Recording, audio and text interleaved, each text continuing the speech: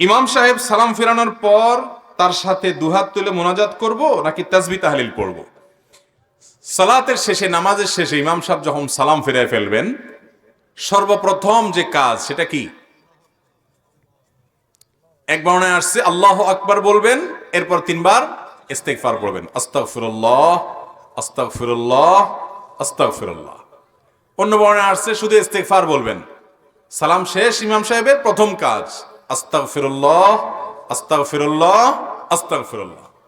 এরপরে বলবেন আল্লাহুম্মা আনতাস সালাম ওয়া মিনকাস সালাম তাবারাকতা ইয়া যাল জালালি ওয়াল ইকরাম। এরপর আপনাকে আল্লাহ তৌফিক দিলে আপনি আরো বিভিন্ন দোয়া আছে সেগুলো পড়বেন। সূরা ইখলাস একবার পড়বেন, সূরা ফালাক একবার পড়বেন, সূরা নাস একবার পড়বেন, আয়াতুল কুরসি একবার পড়বেন, আল্লাহু লা ইলাহা ইল্লা হুয়াল হাইয়ুল কাইয়্যুম। এরপরে দোয়া পড়বেন লা ইলাহা ইল্লাল্লাহু ওয়াহদাহু লা শারীকা লাহু লাহুল মুলকু ওয়া লাহুল হামদ ওয়া হুয়া আলা কুল্লি শাইইন কাদির। আপনি আরো দোয়া পড়বেন লা ইলাহা ইল্লাল্লাহু ওয়াহদাহু লা ইলাহা ইল্লাল্লাহু ওয়াহদাহু লা শারীকা লাহু লাহুল মুলক ওয়া লাহুল হামদ ওয়া হুয়া আলা কুল্লি শাইইন কাদির। লা ইলাহা ইল্লাল্লাহু মুখলিসিনা লাহুদ-দ্বীন ওয়ালাউ কারিহাল কাফিরুন। লা ইলাহা ইল্লাল্লাহ ওয়া লা না'বুদু ইল্লা ইয়্যাহ লাহুন নি'মাতু ওয়া লাহুল ফাদলু ওয়া লাহুস সানাউল হাসান। এরপর আরো পড়বেন আল্লাহুম্মা আইন্নি আলা যিকরিকা ওয়া শুকরিকা ওয়া হুসনি ইবাদাতিক।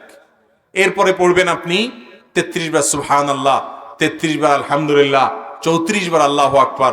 আরেক বর্ণনা আসছে আল্লাহু আকবারও 33 বার, শেষের বার পড়বেন লা ইলাহা ইল্লাল্লাহু ওয়াহদাহু লা শারীকা লাহু লাহুল মুলকু ওয়া লাহুল হামদু ওয়া আলা কুল্লি শাইইন কাদির। এইভাবে এই দোয়া এবং জিকিরগুলো 5 ওয়াক্ত নামাজের পর নবী করিম সাল্লাল্লাহু আলাইহি সাল্লাম পড়তেন। এগুলো বেশি বেশি করে পড়বেন। এই যে দোয়াগুলোর কথা আমি বললাম এগুলোর সবগুলো মুখস্থ যাদের আছে একটু হাত তোলেন তো। বুঝে হাত তুলছেন? আমি যদি এখন জিজ্ঞেস করে বলতে পারবেন এই সবগুলো মুখস্থ আছে? মাশাআল্লাহ। এই সবগুলো মুখস্থ আলা মানুষের হাত উঠছে মাত্র 8-10টা এতগুলো মানুষের মধ্যে। তাইলে বোঝা গেল 5 ওয়াক্ত নামাজের পর আমাদের নবীজি সাল্লাল্লাহু আলাইহি সাল্লাম সালাম ফেরানোর পর যে দোয়াগুলো জিকিরগুলো বলতেন এগুলো আমাদের সমাজের বেশিরভাগ মানুষের মুখস্থ নাই। কিন্তু একটা জিনিস আমরা সবাই জানি, সেটা কি? রেডিমেড মুনাজাত। যে হুজুর এত দোয়া দুরূদ বুঝি না, আপনারে বেতন দিয়ে রাখছি না, আপনি দেন তুলে। তো হুজুর উঠে আল্লাহুম্মা আমিন দিয়ে দেয়। ভাইরা আমার, 5 ওয়াক্ত নামাজের পর নবী করিম সাল্লাল্লাহু আলাইহি সাল্লাম সাহাবীদের নিয়ে এভাবে সবাইকে নিয়ে সম্মিলিতভাবে এভাবে ট্র্যাডিশনাল এবং রেডিমেড মুনাজাত করতেন না। তিনি করতেন দোয়া দুরূদ গুলো পড়তেন, সাহাবায়ে কেরাম সেগুলো করতেন। বহু হাদিস সে বিষয়ে বর্ণিত আছে। আর যেটা আমাদের সমাজে প্রচলিত আছে ওরকম একটা হাদিসে পাওয়া যায় না যে নবীজি সাল্লাল্লাহু আলাইহি সাল্লাম 5 ওয়াক্ত নামাজের পর সাহাবীদের নিয়ে এভাবে করতেন। যদি 2-4 বারও করতেন, শত শত হাদিসে বর্ণনা আসতো, কারণ সাহাবীরা সবাই নবীজির সবকিছু বর্ণনা করতেন। নামাজের পুঙ্খানুপুঙ্খ রুকুতে তিনি শুধু সুবহান রাব্বিল আযীম পড়েন নাই, কখনো সুবহুন কুদ্দুসুন রব্বুল মালাইকাতু ওয়ার রূহ পড়েছেন। রুকু সিজদা কখনো কখনো তিনি দোয়া পড়েছেন সুবহানাকাল্লাহুম্মা রব্বানা ওয়া বিহামদিকা আল্লাহুম্মা ইগফিরলি। কখনো তিনি বলেছেন সুবহুন কুদ্দুস রব্বুল মালাইকাতু ওয়ার রূহ। কখনো তিনি বলেছেন সুবহানাদিল জাবারুত ওয়াল মালাকুত ওয়াল কিবরিয়াই ওয়াল আযমা। রুকুতে সিজদাতে তিনি কি কি পড়তেন সেটা পর্যন্ত সাহাবীরা বর্ণনা করেছেন। তাহলে সালাম ফেরানোর পর সবাইকে নিয়ে যদি এইভাবে ট্র্যাডিশনাল দোয়া আমরা যেভাবে করি এভাবে যদি করতেন, অবশ্যই সেটা হাদিসে আসতো না আসতো না?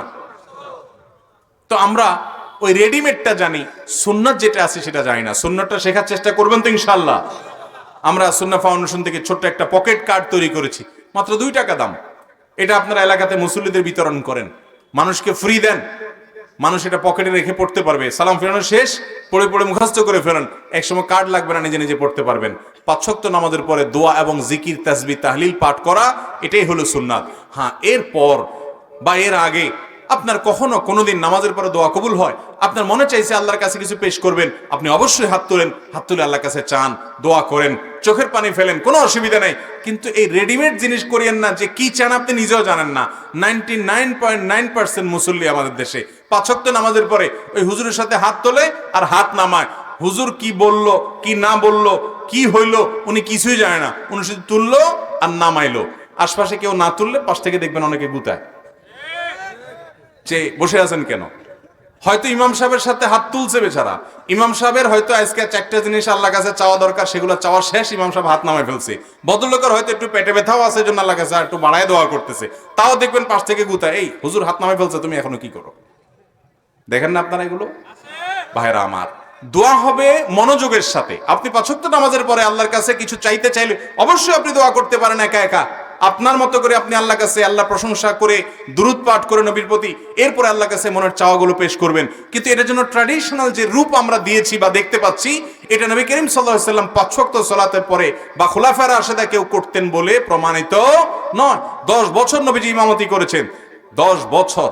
এই 10 বছরে হাজার হাজার রাকাত তিনি ইমামতি করেছেন, সম্ভবত 18,000 ওয়াক্ত তিনি ইমামতি করেছেন।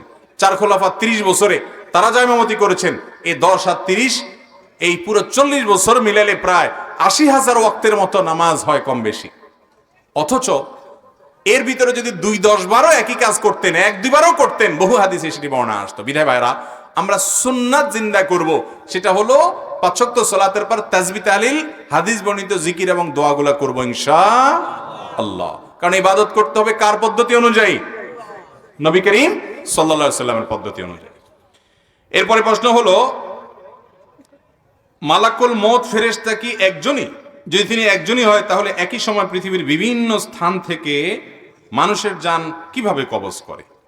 মাশাআল্লাহ, মালাকুল মউত তিনি একা, কিন্তু তার সাথে বিশাল আল্লাহর দেওয়া বাহিনী আছে। মালাকুল মউত তিনি অদৃশ্যের জগতের বাসিন্দা, আলমুল গায়েব বলা হয় এটাকে। আমরা দৃশ্যমান জগতের বাসিন্দা। আমরা আমাদের মতো করে যদি আল্লাহর ফেরেশতাকে তুলনা করি বা চিন্তা করি, তাহলে ভুল হবে। আল্লাহ রাব্বুল আলামিন অনেক ফেরেশতা তৈরি করেছেন, তাদের যে দক্ষতা, তাদের যে যোগ্যতা, তাদের যে কোয়ালিটি দিয়েছেন, সেগুলো আমরা আমাদের মতো করে দেখলে হবে না। জিবরিলকে আল্লাহ রাব্বুল আলামিন কতগুলো ডানা দিয়েছেন?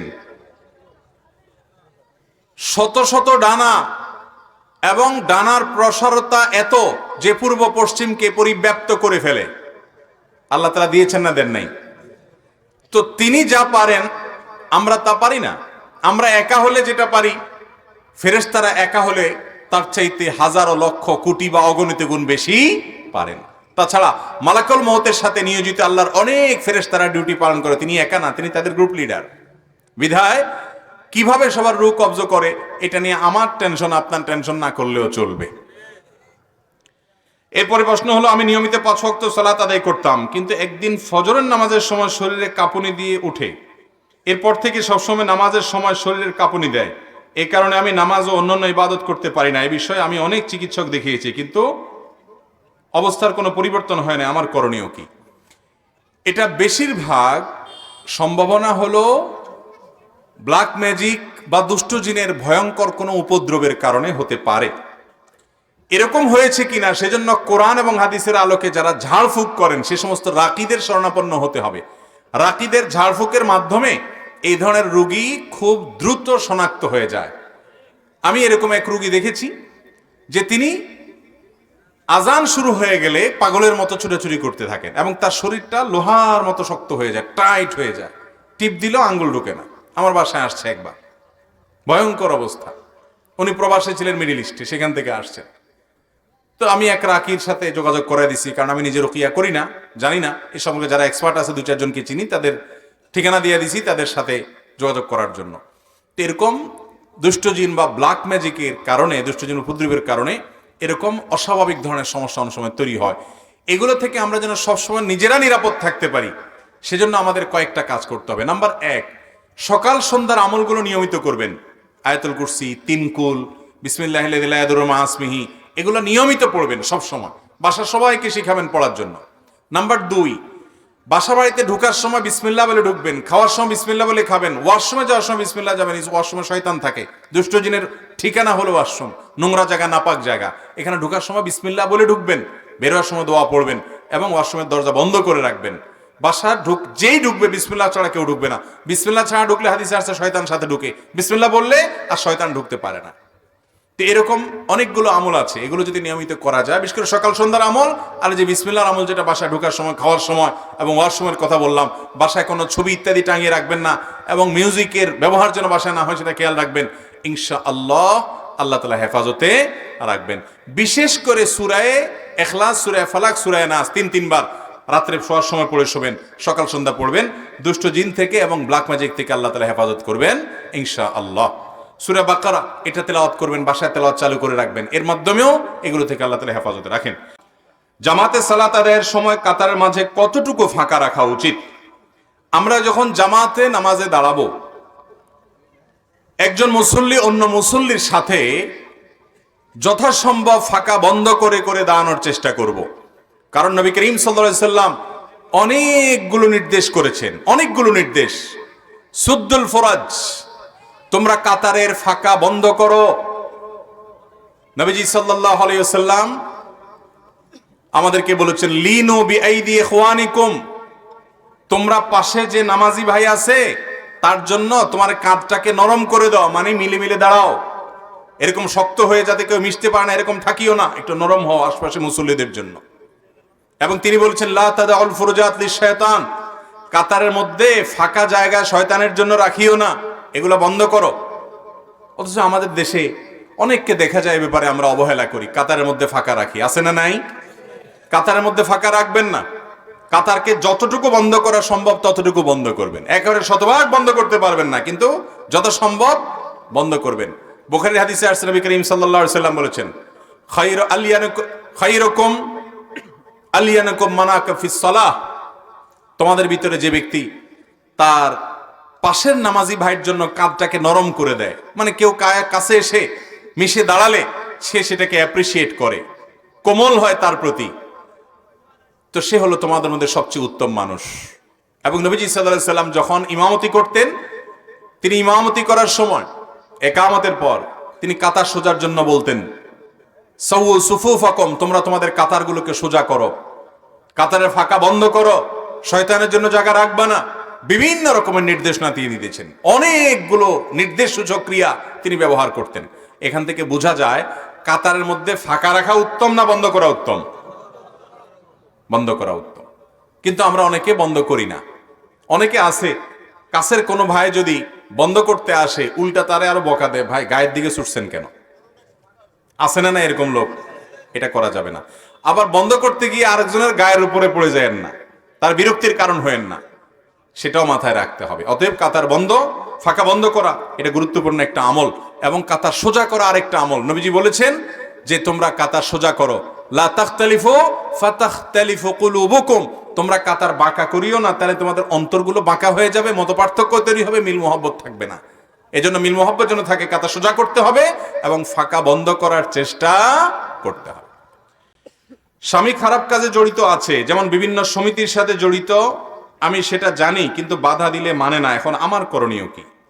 আমাদের কোনো এক বোন প্রশ্ন পাঠিয়েছেন, স্বামী যদি কোনো সুদের কারবারের সাথে জড়িত হয়, কোনো হারাম লেনদেনের সাথে জড়িত হয়, তাহলে স্বামীকে তার স্ত্রী ভালোবাসা দিয়ে, মমতা দিয়ে, স্নেহ দিয়ে, আবদার দিয়ে ফিরিয়ে আনার চেষ্টা করবে।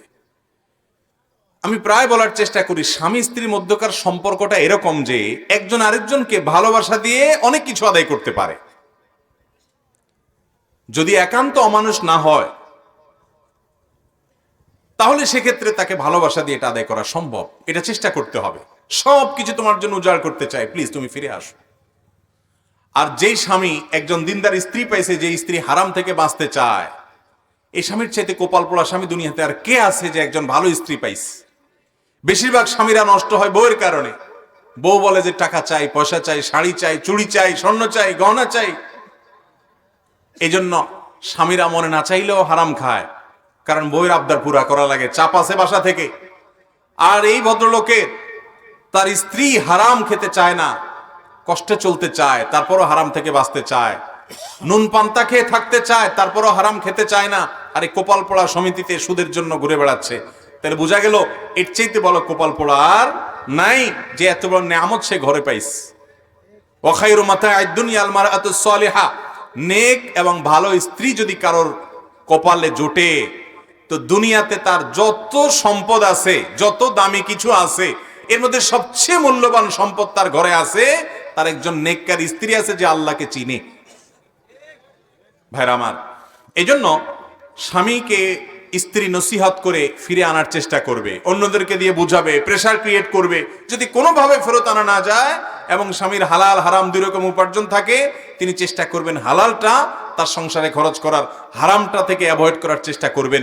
যদি একান্ত তার কোনো উপায় না থাকে, বাধ্য হয় হালাল হারাম মিশ্রিত দেয় স্বামী এবং তিনি কোনোভাবে নিয়ন্ত্রণ করতে না পারেন, তিনি চেষ্টা করছেন, আল্লাহর কাছে মাফ চাচ্ছেন, এটুকুর কারণে আশা করা যায় আল্লাহ তাআলা তাকে মাফ করবেন, তার গুনাহ হবে না। কিন্তু পাপিষ্ঠ স্বামী বুঝে শুনে অপরাধ করলে আল্লাহর কাছে সে কিন্তু পার পাবে না। এরপরে প্রশ্ন হলো, স্বামী বেনামাজি এবং মুনাফিকের যে তিনটি লক্ষণ কোরআন ও হাদিসের মধ্যে দেয়া আছে, সে তার মধ্যে আছে, এখন এই স্বামীকে ছেড়ে দেওয়া যাবে কি? এটি একটু জটিল। মুনাফিকের লক্ষণ থাকলেই স্বামী ছাড়া যাবে না। মুনাফিকের লক্ষণ থাকা মানে কিন্তু মুনাফিক না বা কাফের না। আয়াতুল মুনাফিকি সালাস, হাদিসে আসছে মুনাফিকের আলামত এবং মার্কা হলো তিনটা। কয়টা মার্কা মুনাফিকের? ইযা হাদ্দাসা কাযাবা, যখন সে কথা বলবে মিথ্যা কথা বলবে। যখন সে কথা বলবে কি বলবে? যদি কথায় কথায় মিথ্যা কথা বলে, এটা হলো মুনাফিকের আলামত। কথায় কথায় যদি মিথ্যা বলে, এটা কিসের আলামত? মুনাফিকের আলামত। ইজা হাদ্দাসা কাযিব ওয়া ইযা ওয়া'আদা আখলাফ, ওয়াদা করলে খেলাফ করে, কথার কোনো ঠিক নেই, আজকে বলে 3 দিন পরে হয়, সবার সাথে যেমনি সেমনি ওয়াদা করে আর খেলাফ করে, এটা মুনাফিকের মার্কা নাম্বার 2।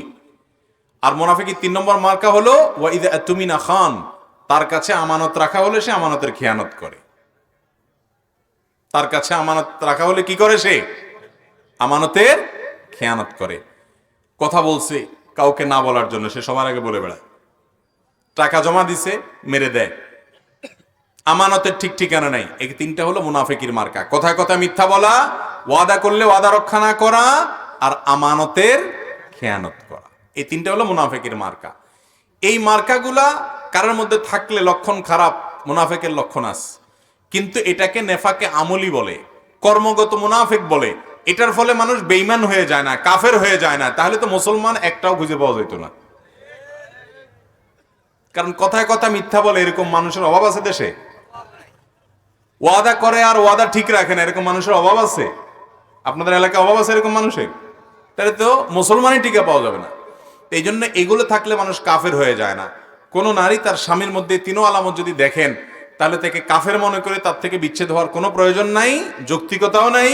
বরং তাকে নসিহত করে ভালো করার চেষ্টা করবেন, আর না হলে তার পাপে তাকে পাবে, নিজে ভালো থাকার চেষ্টা করবেন। এরপরে প্রশ্ন হলো, আমার আব্বা যৌবনে পদার্পণ করার পর প্রথম 2-4 বছর নামাজ আদায় করেন নাই। এখন তিনি বৃদ্ধ, বয়স প্রায় 70। এমত অবস্থায় এত নামাজ কাজা আদায় করার উপায় নাই, ফিদিয়া আদায় করারও সম্ভব নয়। এমত অবস্থা উপায় কি দয়া করে জানাবেন। 70 বেশি হয়ে গেছে, তার ওই নামাজ আদায় করাও সম্ভব নয়। তাহলে সেক্ষেত্রে এখন আল্লাহর কাছে তিনি মাফ চাইবেন, ইস্তিগফার করবেন, ক্ষমা চাইবেন যে আল্লাহ আমার অজান্তে হয়েছে, আল্লাহ আপনি আমাকে মাফ করে দিন।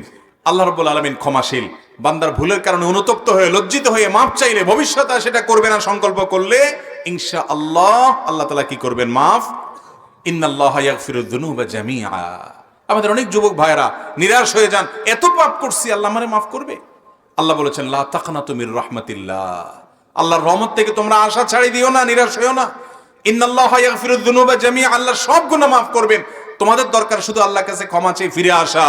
ওয়া আনিবু ইলাল্লাহ ফাফিরু ইলাল্লাহ, তোমরা আল্লাহর দিকে শুধু দৌড়াও, ধাবিত হও, আল্লাহর রহমতের কোলে যাও, আল্লাহ সব মাফ করবেন ইনশাআল্লাহ।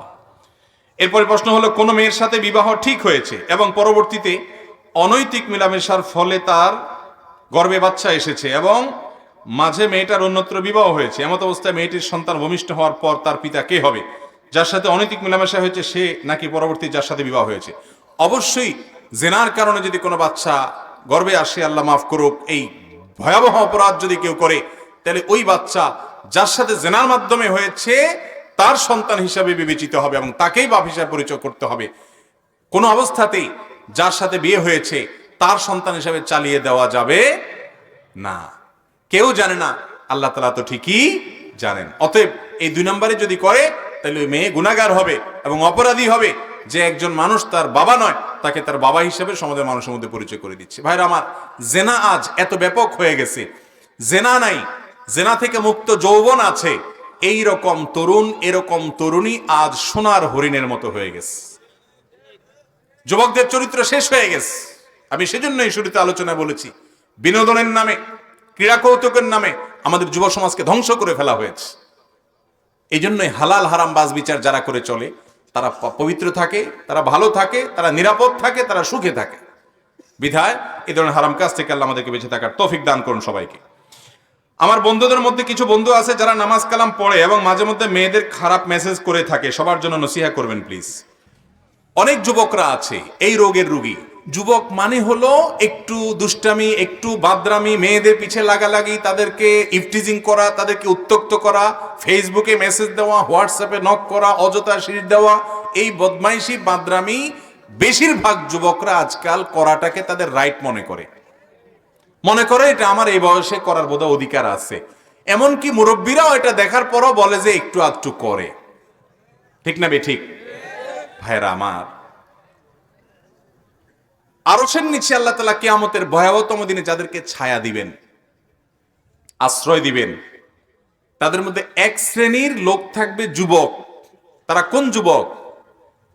যেই যুবক তার যৌবনে কোনো কালিমা লাগতে দেয় নাই, ইতিপূর্বে কখনো করে থাকলেও তওবা করে নতুন করে জীবন গড়েছে, আর সে কোনো মেয়েকে ইফটিজিং করে না, কোনো মেয়ের দিকে ফিরে তাকায় না, তার ভালোবাসাকে জমাইতে থাকে জমাইতে থাকে জমাইতে থাকে, যে রাস্তার মেয়ে, ওর জন্য আমি কেন ভালোবাসা বা আমার মনোযোগ, আমার প্রেম, আমার ভালো লাগা এগুলো ওখানে কেন নিবদ্ধ করব? এগুলো আমি সব জমা করে রাখি কার জন্য?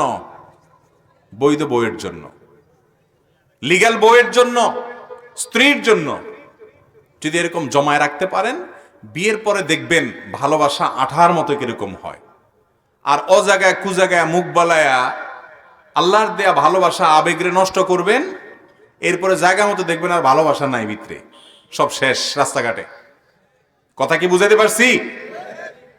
সব যুবকরা পাগলামি করে, মাতলামি করে, বদমাইশি করে, খারাপ কাজ করে, নোংরামি করে, মেয়েদেরকে উত্ত্যক্ত করে, তাদের পিছে লাগে, চোখের জেনা করে, মনের জেনা করে, বন্ধু কয়েকজন একসাথে হলে কোনো মেয়েকে নিয়ে বাজে কল্পনা করে, আলাপ আলোচনা করে। এই হারামের ভিড়ে যুবক তুমি একটু ফেরার চেষ্টা করো।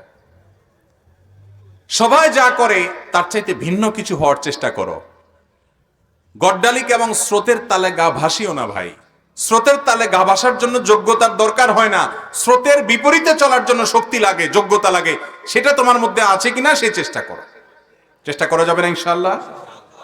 অতএব ভাইরা আমার, যৌবনে কোনো পাগলামি নয়, কোনো মাতলামি নয়। এই চোখকে হেফাজত করব, মনকে হেফাজত করব, পড়াশোনা মনোযোগ দিবেন, বন্ধু বান্ধব ভালো বন্ধু বান্ধবের সাথে উঠা বসা করবেন, খারাপ বন্ধুর ধারে কাছেও যাবেন না। যে বন্ধু মেয়েদের পেছনে গুরুগুরু করে, মেয়েদের সাথে হারাম সম্পর্ক রাখে, অবৈধ সম্পর্ক রাখে, প্রেমের নামে জেনার সম্পর্ক জড়ায়, তাদের সাথে কোনো প্রকার বন্ধুতা রাখবেন না। ভালো বন্ধু পাওয়া সোনার হরিণ, তারপরে সে সোনার হরিণ খোঁজার চেষ্টা করবেন, না পারলে একা চলবেন, তারপরেও খারাপ কোনো বন্ধুর সাথে যাবেন না। কারণ মানুষ পৃথিবীতে কেউ জন্মগতভাবে খারাপ হয় না, বেশিরভাগ মানুষ খারাপ হয় খারাপ বন্ধুর কারণে। আপনি দেখবেন না একটা মানুষও হঠাৎ করে দোকানে যায় সিগারেট কেনা খাওয়া ধরছে, একজন মানুষও দেখবেন না। প্রথম কিছু সিগারেট খোর বন্ধু দেখবেন তাদের জোটে, এই বন্ধুর সাথে কি হয়? প্রথম বন্ধুতা হয়, এরপরে এই বন্ধুর সাথে আস্তে আস্তে আস্তে আস্তে দেখে যে বন্ধু সিগারেট খায়, এরপরে গোলাটা দিয়ে একটা টান দেয়। আছে না নাই? বলে না না না না না, কার দে। প্রথমে এরকম ভয় লাগে, একটু কাশি আসবে, এরপর ঠিক হয়ে যাবে। এই জন্য খারাপ এবং দুষ্ট বন্ধুর সাথে থাকলে আস্তে আস্তে মানুষ কি হয়ে যায়? খারাপ হয়ে যায় নিজের অজান্তে। কোনো খুনি পৃথিবীতে নিজে নিজে খুনি হয় না, খুনিদের সাথে থাকতে থাকতে কি হয়? এই জন্য আপনারা যারা স্কুলে পড়েন, কলেজে পড়েন, ইউনিভার্সিটিতে পড়েন, জেনারেল লাইনে আছেন, আপনাদেরকে আমি বলি, যেই বন্ধু সে খারাপের দিকে তার প্রবণতা, এই বন্ধু থেকে বাঘের মতো পলায়ন করেন, বাঘ দেখলে যেরকম পলায়ন করেন। আর ভালো বন্ধু ৫ ওয়াক্ত নামাজ পড়ে, আল্লাহর ভয় আছে, ও খারাপ দিকে যায় না, এরকম বন্ধু যদি খুঁজে পান, মনে রাখবেন এই সমাজে এই বন্ধুর দাম কোটি কোটি টাকা। এই বন্ধুটাকে আগলে ধরে রাখেন, ওর সাথে থাকার চেষ্টা করেন, অন্তত আপনার সর্বনাশ হবে না। অসৎ সঙ্গে সর্বনাশ, আর সৎ সঙ্গে স্বর্গে বাস। অতএব ভালো বন্ধু নিয়ে চলার চেষ্টা করবো তো ইনশাআল্লাহ। এরপরে প্রশ্ন হলো, আত্মীয়তার সম্পর্ক ছিন্নকারী জান্নাতে প্রবেশ করতে পারবে না, এখানে কাদেরকে আত্মীয় বলা হয়েছে? আত্মীয়ের লিস্টে কারা আছেন দয়া করে জানালে উপকৃত হতাম। খুব দরকারি একটা প্রশ্ন। আত্মীয়তার সম্পর্ক রক্ষা করা সুন্নত না মুস্তাহাব? ফরজ। অনেকে জানেন না আত্মীয়তার সম্পর্ক রক্ষা করা কি ভাই? ফরজ। আত্মীয়তার সম্পর্ক ছিন্ন করা কি? হারাম। আত্মীয়তার সম্পর্ক ছিন্ন করা কি? অনেক হারাম আমরা জানি, কিন্তু এই হারামটা আমরা অনেকে জানি না। আত্মীয়র সাথে আপনি চিরতরের সম্পর্ক ছিন্ন করে ফেলছেন, কোনো যোগাযোগ নাই, একদম সম্পর্ক কাট করে ফেলছেন, আপনি হারামে লিপ্ত আছেন। এখন কথা হলো, কারা আত্মীয়? এর উত্তর হলো, যে আত্মীয়ের সাথে সম্পর্ক রক্ষা করা ফরজ, সম্পর্ক ছিন্ন করা হারাম, তারা হলো রক্ত সম্পর্কীয় আত্মীয়। যাদের সাথে আপনার ব্লাডের সম্পর্ক আছে, রক্ত সম্পর্ক আছে, এই আত্মীয়ের মধ্যে এক নম্বরে চলে আসে বাপ এবং সন্তান, মা, বাপ মা এবং সন্তান। কারণ বাপ মার সাথে সন্তানের সম্পর্ক একেবারে সরাসরি রক্তের। এরপরে হলো ভাই বোন, তারপরে ভাতিজা ভাতিজি, তারপরে চাচা ফুফু, দাদা দাদি, এরা সব রক্ত সম্পর্কীয়। তারপরে মায়ের দিককার মা, খালা, মামু, তারাও মায়ের দিককার আত্মীয়। কিন্তু এক নম্বরের যাদের আত্মীয়তার সম্পর্ক আপনার সাথে সবচেয়ে বেশি, যাদের ব্লাডের সম্পর্ক আপনার সাথে একবারে প্রথম সারির, তারা হলো আপনার বাবার দিককার যারা আছেন, বাবা, চাচা, দাদা দাদি, ভাই বোন এবং মা বাপ, ভাতিজা ভাতিজি, এরা। আমাদের দেশে এই সমস্ত আত্মীয়দের সাথে বরং আরো লাগালাগি বেশি থাকে, ঠিক না বেঠিক? ওই দূরের কোথাকার কোন আত্মীয়, তার সাথে খুব দোস্তি। আমি এই জন্য বলি, আত্মীয়তার তিনটা ক্লাস আছে ভাই। এক নম্বর ক্লাসের আত্মীয় হলো এই যাদের কথা বললাম, বাপ, ফুফু, চাচা, দাদা দাদি, ভাই বোন, ছেলে মেয়ে, ভাতিজা ভাতিজি, এরা। আর দুই নম্বর বা দ্বিতীয় শ্রেণীর আত্মীয় হলো মায়ের দিককার যারা আছেন, মামু, খালু, আরে মামু, আপনার খালা, তারপরে আপনার নানা নানি, এরা। আর তিন নম্বর আত্মীয়, অর্থাৎ থার্ড ক্লাস আর কি, থার্ড ক্লাসটা বললাম না, তিন নম্বর হলো শ্বশুর বাড়ি। থার্ড ক্লাস বললে আরেক মুসিবত, মহিলারা রাগ হয়ে যাবে। থার্ড ক্লাস না, তৃতীয় প্রকারে যায় পড়ে কোনটা? আর আমাদের দেশে ওইটা এখন কয় নম্বরের? এক নম্বরে। ভাইরা আমার, এটাও ঠিক যে যারা এক নম্বরের আত্মীয়, তারা অনেক সময় এত শত্রুতা করে যে দেখা যায় দুনিয়ার কেউ এত ক্ষতি করে না, চাচারা যত ক্ষতি করে। দুনিয়ার কেউ এত শত্রুতা করে না, ফুফুরা যত লেগে থাকে। এত শত্রুতা কেউ করে না, ভাই যত লেগে থাকে। যদি কোনো আত্মীয় আপনার সাথে এরকম আচরণ করে, ও তো কপাল পোড়া, কারণ সে আত্মীয়কে কষ্ট দিচ্ছে, ও তো হারাম করতেছে। কিন্তু আপনি আপনার জায়গা থেকে চেষ্টা করেন অন্তত তার সাথে কানেক্টেড থাকার। যদি সে আপনার ক্ষতি করে কানেক্টেড হলে, তাহলে আপনি দূরে থাকেন, কিন্তু তা না হলে যথাসম্ভব তার সাথে মিলেমিশে থাকার চেষ্টা করেন। আমরা এখন দেখা যায় যে রক্ত সম্পর্কে আত্মীয়দের সাথে কোনো খোঁজ খবর নাই। এরকম বহু লোক আছে যে কিছুই হয় নাই, তারপরও চাচাতো ভাই, আপনার কি বলে চাচা, তারপরে ফুফু, তাদের সাথে কোনো যোগাযোগ নাই। অনেকের তো গন্ডগোল ফাসাদ আছে, অনেকের গন্ডগোল ফাসাদও নাই, তারপরেও কোনো যোগাযোগ নাই। আজকাল ফেসবুকে আমাদের এক একজনের 5,000 করে বন্ধু। 5,000 বন্ধুর হক আদায় করতে করতে এই সমস্ত আত্মীয় গণার টাইম আমাদের নাই। কিয়ামতের দিন আল্লাহর কাছে এই 5,000 বন্ধুর কথা যদি বলেন, আল্লাহ দোস্তদের হক আদায় করতে গিয়ে ইনবক্সে, মেসেঞ্জারে ওরা লাইক দিছে, এই জন্য পাল্টা লাইক দেওয়া লাগছে, কমেন্ট লিখছে, এই জন্য পাল্টা রিপ্লাই দেওয়া লাগছে, নাহলে দোস্ত নারাজ হয়ে গেছে, ওদের হক আদায় করতে করতে আল্লাহ সময় পায় নাই চাচা ফুপুর আদায় করার, হক আদায় করার। মুগুরের মায়ের একটাও নিচে পড়বো যে 2 নম্বর দোস্ত তোরে পাতাইতে বলছে কে? ভাইরা আমার, এই সামাজিক যোগাযোগের মাধ্যমগুলো আমাদেরকে আজকাল অনেক বেশি অসামাজিক করে দিচ্ছে। কাজের জায়গায় খবর নাই, অজায়গায় সব এনার্জি দিয়ে আছে। অতএব আত্মীয়তার সম্পর্ক রক্ষা করে চলবো তো ইনশাআল্লাহ। এক সাহাবী নবীজির কাছে বলছে, ইয়া রাসূলুল্লাহ, আমি তো আত্মীয়র সাথে ভালো থাকতে চাই, কিন্তু তারা তো আমার ক্ষতি করে। নবী করিম সাল্লাল্লাহু আলাইহি সাল্লাম তখন বলেছেন, তুমি যা বলছো, যদি এরকমটা সেই করে, তোমার ক্ষতি করে আত্মীয় হয়ে, তাহলে ও তোর কপাল শেষ করতেছে, ধ্বংস করতেছে আত্মীয়র প্রতি অবিচার করে বা তাকে কষ্ট দিয়ে। কিন্তু তুমি মনে রাখবা, লাইসাল ওয়াসিলু বিল মুকাফি, তোমার আত্মীয় তোমার সাথে ভালো আচরণ করলে তুমিও ভালো আচরণ করো, সে তোমার ছেলেকে গিফট দেয়, তুমিও তার ছেলেকে গিফট দাও, এন করা না। এটা তো যে কোনো মানুষই ভালো করলে তার সাথে পাল্টা আরেকজন ভালো করে। আত্মীয় যদি তোমার সাথে খারাপও হয়, তুমি খারাপ অন্তত করবা না, চেষ্টা করবা ভালো কিছু করার, সবর করার, প্রতিহত করবা। তুমি জুলুম সহ্য করার দরকার নাই, কিন্তু তুমি খারাপ করবা না এবং পারলে সম্পর্ক রক্ষা করবা। এটাই হলো আত্মীয়তার সম্পর্ক রক্ষা করা। ভাইরা আমার, অনেকগুলো প্রশ্ন, কিন্তু রাত কম হয় না, আমাকে শেষ করতে হবে। আর দু একটা উত্তর দিয়ে আমি শেষ করি। বাচ্চা ভূমিষ্ঠ হওয়ার পর সে আতুর চুল কাটা হয়, যে আতুর চুল কাটা হয় এটা না কাটলে গুনাহ হবে কিনা? অনেকে বলে আতুর চুল না কাটলে গুনাহ হবে, বিষয়টা কি আদৌ সত্য কিনা? বাচ্চা জন্মের পর 7ম দিনে তার মাথার চুলগুলো চেঁচে সেই চুলের ওজন সমপরিমাণ স্বর্ণ অথবা রূপা দান করা মুস্তাহাব, বিভিন্ন হাদিস দ্বারা প্রমাণিত। তো চুলের ওজন পরিমাণ স্বর্ণ দান করলে কত টাকা হবে আমি জানি না, তবে রূপা আমি আমার ছেলের সময় করেছিলাম 30-35 টাকা হয়। আমি ওজন দিয়ে দেখছিলাম যে কতটুকু হয়, এটা এই পরিমাণ ওজনের রূপা বাজার দাম কত, খুব সামান্য। কারণ বাচ্চার মাথা, নতুন ভূমিষ্ঠ বাচ্চার মাথা চুলি থাকে কয়টা আর। তো এটা আনুমানিক ওজন করে বা ওজন ছাড়াও আনুমানিক ওজন ধরে ওই স্বর্ণ বা রূপার মূল্য, টাকা পয়সাওয়ালা হলে স্বর্ণের হিসাবে দিবেন, গরিব হলে রূপার হিসাবে দিবেন, টাকা আল্লাহ রাস্তা দান করে দিবেন 7ম দিনে। তাহলে মাথার চুল চাচাটা সুন্নাহ।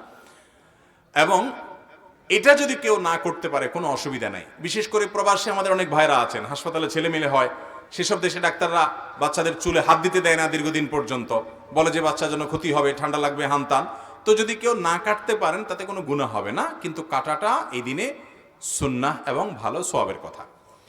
2023 সালে দুর্ভিক্ষ হবে কিনা, কোরআন হাদিসের আলোকে কি বলে এবং সমাধান কি? কোন সালে দুর্ভিক্ষ হবে, কোন সালে কি হবে, এরকম সাল গণনা করে করে কোরআন হাদিসে বলা হয় নাই। তবে দুর্ভিক্ষ পৃথিবীতে বিভিন্ন সময় হয়েছে, হবে। নবী করিম সাল্লাল্লাহু আলাইহি সাল্লামের জীবদ্দশাতেও সাহাবীদের মধ্যেও দুর্ভিক্ষ হয়েছে। তবে ইমাম মাহদী আগমনের আগে কয়েক বছর পৃথিবী জুড়ে দুর্ভিক্ষ দেখা দিবে, এরকম কথা বিভিন্ন হাদিস থেকে জানা যায়। অতএব সাল ঠিক করে বলা যাবে না যে এই সালে দুর্ভিক্ষ হবে, হাদিসে বা কোরআনে বলা আছে, এরকম কোনো কথা পরিষ্কার করে আলাদা করে কোরআনে কোথাও এভাবে বলা নাই। ঘুরায় ঘেরায় এগুলো অনেকে আপনার কোরআন বা হাদিসের বিভিন্ন বর্ণনা থেকে ওনারা আবিষ্কার বা প্রমাণ করার চেষ্টা করেন মাত্র, এটা তাদের গবেষণা মাত্র। কোরআন হাদিস থেকে ডাইরেক্ট এরকম কোনো কথা বলা নাই। মোবাইলে টাকা ধার নিলে 20 টাকার পরিবর্তে 18 টাকা আসে, কিন্তু পরবর্তীতে রিচার্জ করলে 20 টাকাই কাটে। এই বিষয়টা কি রিবার অন্তর্ভুক্ত হবে, অর্থাৎ সুদের অন্তর্ভুক্ত হবে কিনা? এর উত্তর হলো না, এটা সুদের অন্তর্ভুক্ত হবে না। মোবাইলে আমরা প্রায় লোন নেওয়া লাগে অনেকের, যে টাকা শেষ হয়ে গেছে, এখন মোবাইল কোম্পানি বলে তুমি লোন নিতে পারো। তো লোন নিলে দেখা যায় 2 টাকা কম দেয়। এই যে 2 টাকা কম নিল পুরাটা, তাহলে লোন নিলাম আবার কম বেশ হয়ে গেলে তাহলে সুদ হবে কিনা? উত্তর হলো না, সুদ হবে না। সুদ হবে না এই জন্য যে সুদের যে সংজ্ঞা সেটা এখানে খাটেই না। এটা আসলে ওইরকম আপনার এক্সচেঞ্জযোগ্য যে নগদ টাকা পয়সা, এই ব্যালেন্সটাকে ওইটার মধ্যে ফেলানোই যায় না, যার কারণে এটা সুদ বলা কঠিন। সুদ এটাকে সুদ বলা যায় না, সুদ না এটা। আর দ্বিতীয়ত, অনেক কোম্পানি আছে যেগুলো কাটে না, হুবহু যা আছে সেটাই দেয়। আবার অনেক কোম্পানি আছে কাটে, এটা তারা আপনার তাদের যে প্রসেসিং ফি সেটা হিসাবে তারা কাটে।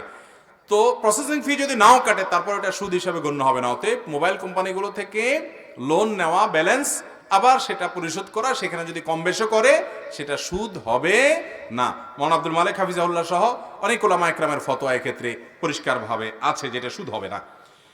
আমি 5 ওয়াক্ত সালাত আদায় করি, কিন্তু আমি গোপন গুনাহের কাজে আসক্ত। আমি আমার কাজের জন্য অনুতপ্ত হয়ে তওবা করি, কিন্তু আমি পুনরায় সেই গুনাহের কাজে লিপ্ত হয়ে পড়ি। এক্ষেত্রে আমার তওবা কি কবুল হয়? না হলে এর থেকে পরিত্রাণের উপায় কি?